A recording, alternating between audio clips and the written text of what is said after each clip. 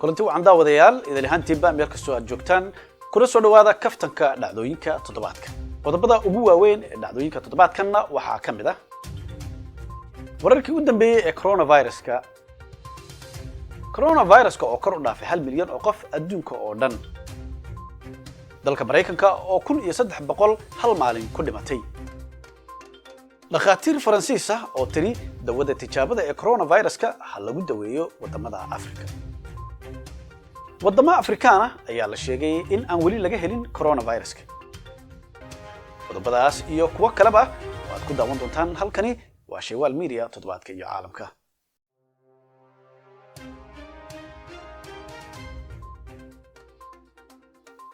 coronaviruska ayaa kor u dhaafay 1 milyan oo qof adduunka oo dhan maalinta ka sii dambaysa ayuu sii kordhayaa Mareykanka ayaa noqday wadanka ugu saameynta badan muddooyinkii u dambeeyay iyadoo oo kiisasku ay kor u dhaafeen 340,000 oo qof halka dhimashadu ay ku dhowdahay 10,000 oo qof maalintii Jimcaha ahayd ee 3 bishii Abriil ayaa hal maalin waxa dhintay 1,300 oo qof haddaba dad badan ayaa isweydiinaya sidee wadanka adduunka ugu awood weyn uu u xakameyn laayahay cudurkan waxaa jira gobollo aan qaadan amarkii bandowga ama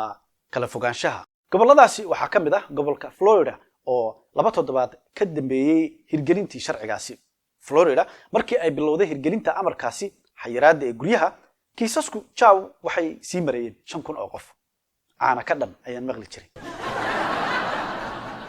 waxa ugu sii daran gudoomiyaha gobolka Georgia Brian Kemp ayaa shir jaraa'id oo qabtay waxa uu yiri stay home. Those individuals could have been infecting people before they ever felt bad. Well, we didn't know that until the last 24 hours.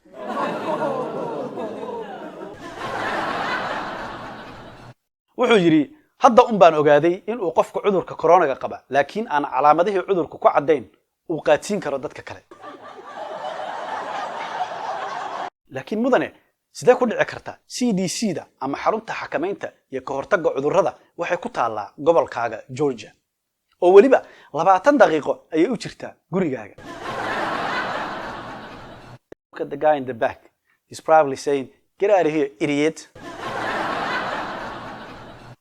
dhanka kale dalka Jarmalka ayaa ku eedeeyay Mareykanka in ay dhaxda u galeen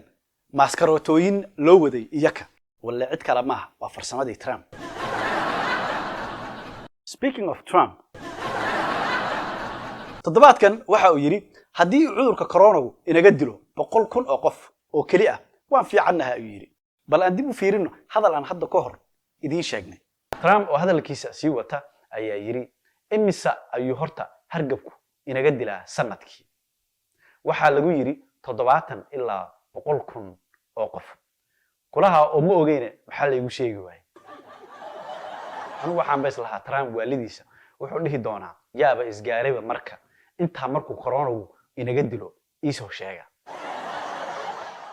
tani intuu soo shacbaxay coronaviruska waxaa jira mukhaayado iyo ganacsiyo si kaftan ah cunto coronavirus u eg sameeyay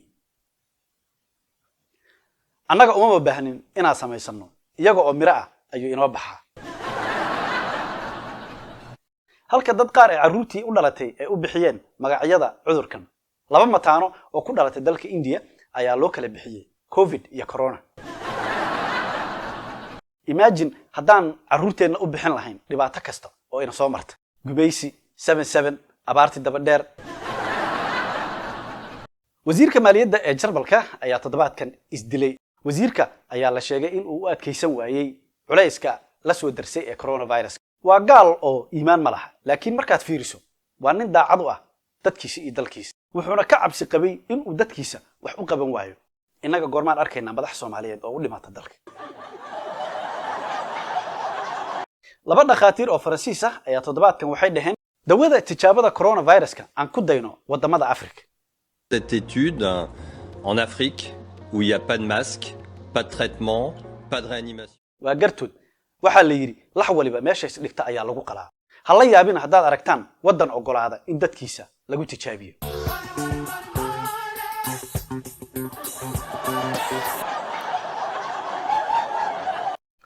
madaxweynaha dalka Philippines ayaa ku amray ciidamadiisa in ay toogtaan ciddii qaadan weyda amarka badowga ee dalkiisa dawladihii Afrika ee wax budeynay ayaa la qaatay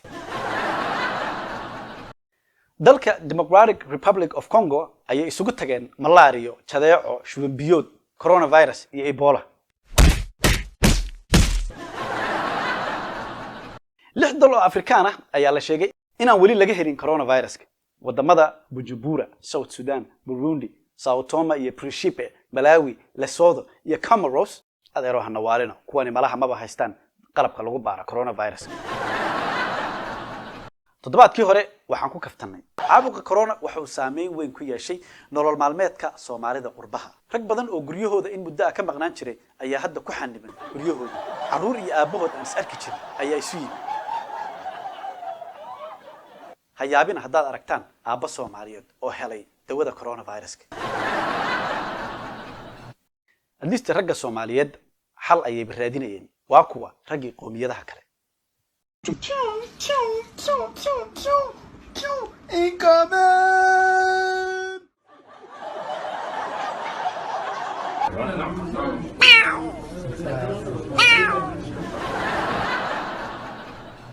Somaliland ayaa sheegtay labadii kiis ee ugu horeeyay ee coronavirus madaxda hay'adda caafimaadka ayaa sheegtay in laga helay nin Chinese iyo muwaadin Soomaaliyeed labada waxay ahaayeen socoto dibadda ka timid dawladda ayaa markiiba bilowday inay buufiso wadooyinka magaalada Uura ayaa isku xidhay waana dawlad la isticmaalayo si magaalada loo buufiyo hawlgalkan ayaa guud ahaan magaalada imika laga bilaabay waxaana ay mas'uuliyiinta dawladda hoose ay sheegeen in ay wadayaan وعردتك صبورها كل يدين أيدي العناية بل كنا فيريا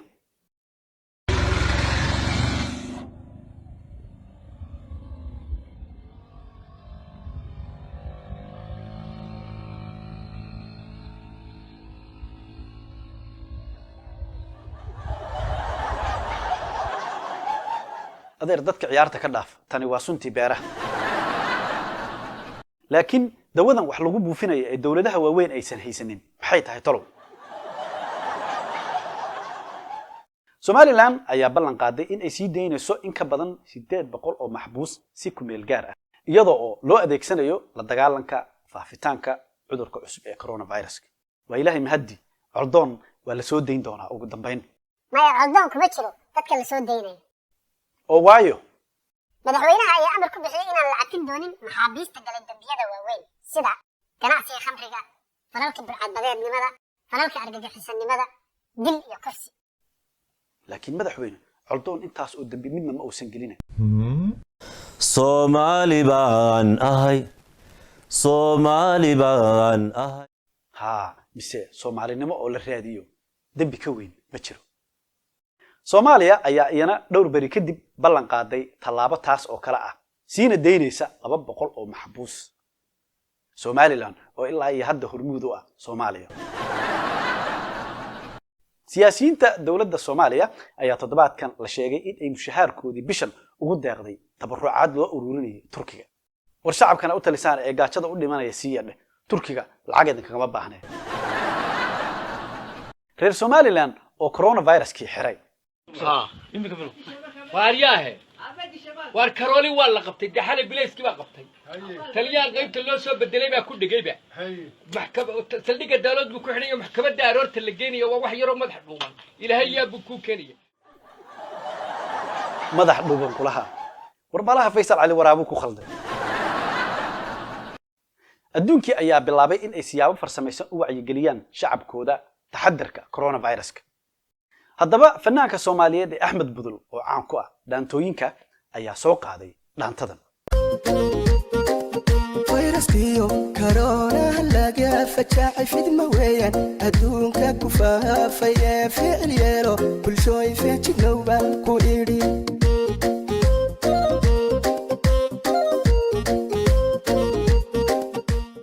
waa sida kaliya ee dadka DDS wax lagu fahansiin karo oo la fi Cabdi Ilay ayaa hadda ka hor midba mar dhaanta wax ku fahansiin jiray taniya intii uu coronavirus-ku adduunka ku faafay waxa soo badanaya dhibaatooyinka loo geysanayo dadka indhayarta Jose Gomez oo ku nool gobolka Texas ayaa tooriyay family indhayar ah markii ay booliisku weydiiyeen kulaha waa Chinese la wareegaya coronavirus marka waa in adduunka laga qabtaa toddobaadkan waxa hees uu xamar ku xaal marinayo soo qaaday الفنان محمد سعيد بيكي حمري حمري حمري حرمايغا مودانتينو حق دور بان idin haya حمري حمري حمري واه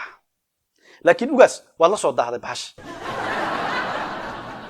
hadda duriyada hees coronavirus oo live ah ka sugaysa mise live ka iskuma fiicnidin nala daawo waalida toddobaadka qisa cajiib ah oo xalay dhacday xalay waxa dhacay cunug yar oo xalay dhashay markuu dhashay umlisooyinkii iyo mahooyinka ka umliyay cunugaas hooyadii xudunta laga jaray loo meeray dharkii mataqaanaaye loo hogayay markii la rabay in hooyadii dhashay in naaska afka loo geliyo ayuu cunugu hadlay subhanallah cunuga markuu hadlayna wuxuu ka hadlay laba kalimadood laba jeer ayuu hadlay wuxuu yiri dhamaan ummadda muslimka ee adduunka waxaan farayaa buu yiri inaan u sheego ama ogeysiyo cudurkan viruska coronaviruska ee adduunyada gilgilay in ummadaha muslimiinta ah oo saameyn badan uusan ku yeelin doonin balse loo baahan yahay ummadaha muslimka ee adduunka inay sameeyaan laba talo oo soo socoto wuxuu yiri kow qof kastoo muslim ah waa inuu akhristaa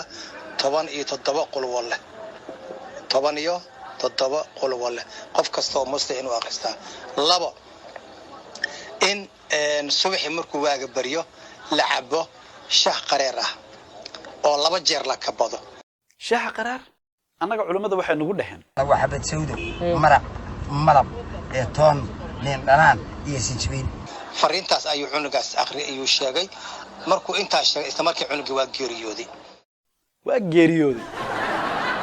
intii uu khudbeynayo cunuga oo waxaas oo dhan uu sheegay ma la waayo wax ka duuba adduunkan haddaad meel ku qufacdo lagu soo sheegayo nala daawada doqonnimada toddobaadka